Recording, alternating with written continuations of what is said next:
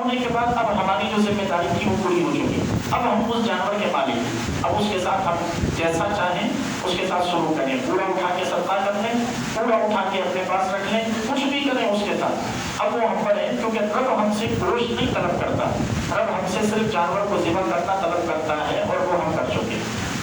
پھر جب جانور کو ذبح کرنے لگے تو وہاں جانور کو ذبح کرتے وقت آداب میں ہے، اس کے مستحب یہ ہے کہ جو جانور جس کا ہے وہ اپنے جانور کو اپنے ہاتھ سے ذبح کرے، یہ حضور کی سنت مبارکہ ہے، اپنے جانور کو اپنے ہاتھ سے، کم از کم چھری پھیرنا، چھری پھیرنا تو آسان ہے، کسائی گرا دیتے ہیں، گردن پکڑ لیتے ہیں، بس جس کا جانور ہے وہ بس آگے ہلکی سی چھری پھیر دے، لازمی نہیں ہے کہ رکھیں کاٹیں، لازمی نہیں ہے، بس اتنی چھری پھیر دیں کہ خود پہ اٹھے، حضور کی سنت پوری ہو جائے گی، باقی کام کسائیوں پہ چھوڑ دیں۔ لیکن یہاں یہ چیز لازمی نہیں ہے، یہ صرف حضور کی سنت ہے، ثواب کی نیت سے، ثواب کے ارادے سے یہ کیا جا سکتا ہے۔ کیوں ہی جانور کے ذبح کے وقت کم از کم ذبح نہیں کرنا چاہتے، کم از کم اپنے جانور کے پاس کھڑے ضرور رہیں،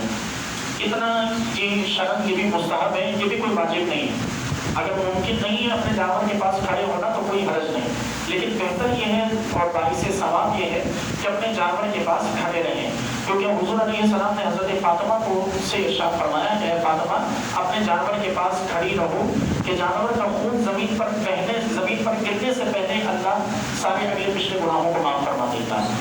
تو یہ ایک فضیلت والی بات ہے کہ اپنے جانور کے پاس جب وہ ذبح ہونے لگے تو اپنے جانور کے پاس کھڑے رہیں۔